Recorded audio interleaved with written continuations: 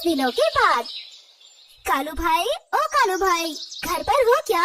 कुछ दिनों से आपकी दुकान बंद थी, इसीलिए आज मैं आपके ही पास आ गया। मुझे दिमाग लगाकर यहाँ से खिसकना पड़ेगा।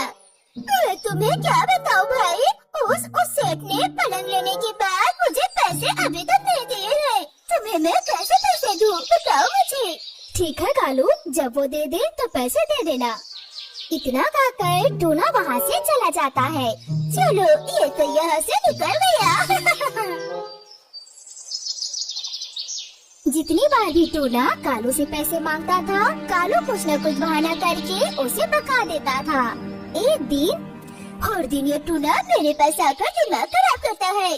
धत तेरी की, एक बार इसे अपने रास्ते से ही हटा दो तो सारे काम मुझे ही मिल जाएंगे। टूना, अरे हाँ टूना, अभी तक घर पर ही हो? अरे तुम्हारे दुकान बंद करने के बाद वो सेठ मेरे पास आया था। उसने मुझे बोला कि मैं उसके लिए सागौन लकड़ी का और अलमारी बना दूं। उसने बोला कि इस बार सारे पैसे एक साथ ही चुका दूंगा। अच्छा ये बात है। अच्छा सुन, ये काम करने के बाद तुझे 60,000 नगद मिल जाएंगे।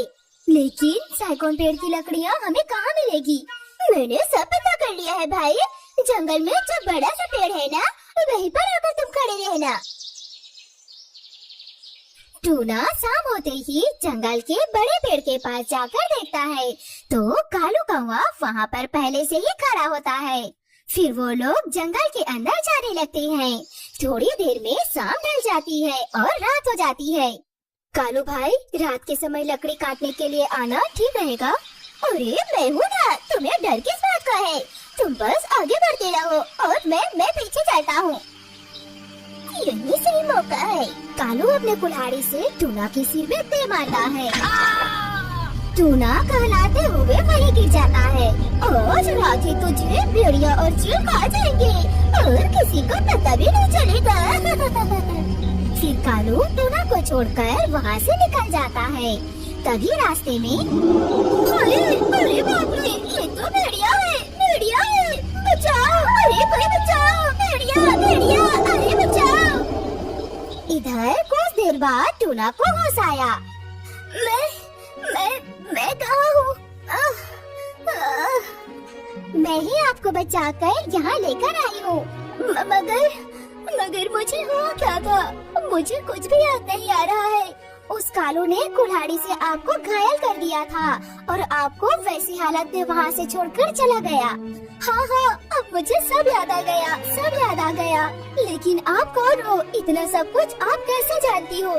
ये सारी बातें हम लोग बाद में करेंगे। इससे पहले आपको 3 दिन के अंदर मेरे लिए एक कुर्सी बनानी होगी। आपने मेरी जान बचाई है तो मैं आपके लिए इतना तो कर ही सकता हूँ। आप चिंता मत करो।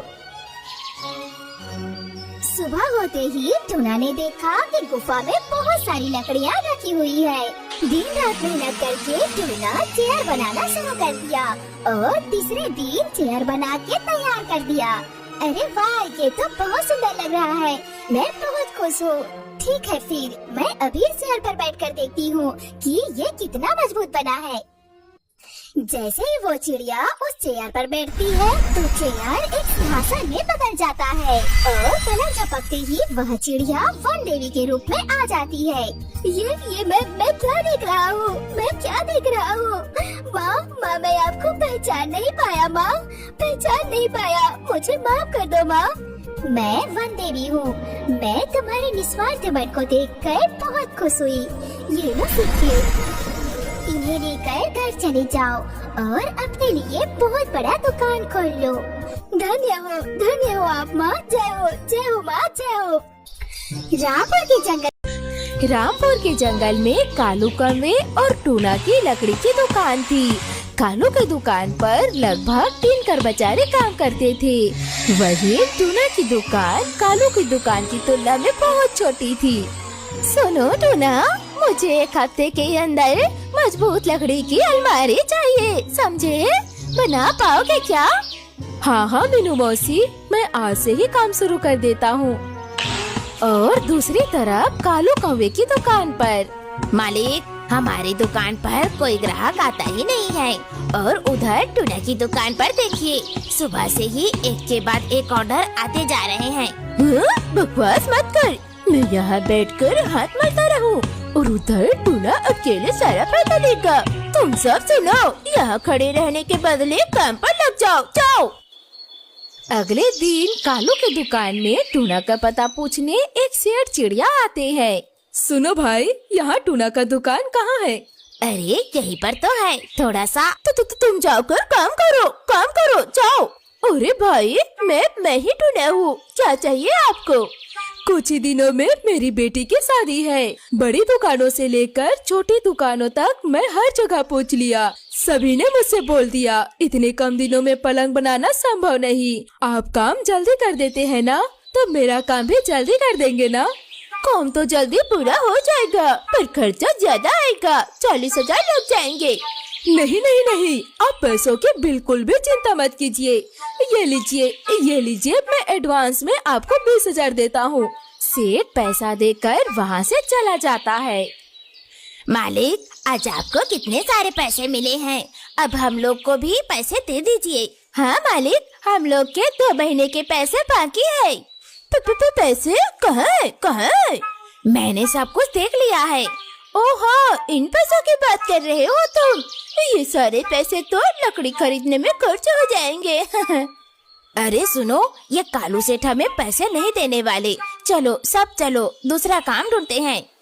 हाय, मैं तो बड़ी मुसीबत में फंस गया, अब मैं क्या करूं?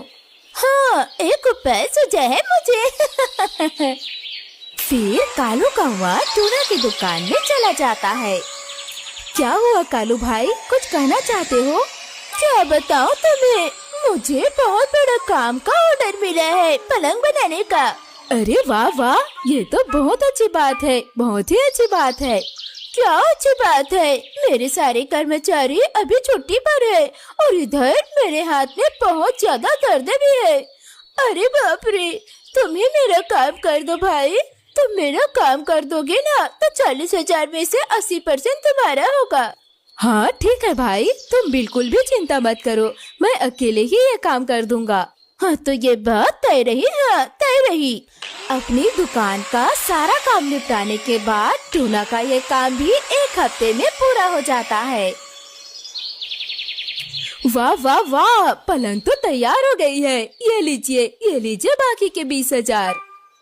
इतने सारे पैसे मिलने के बाद कई दिनों तक घर में बैठकर जिंदगी गुजार सकता हूँ।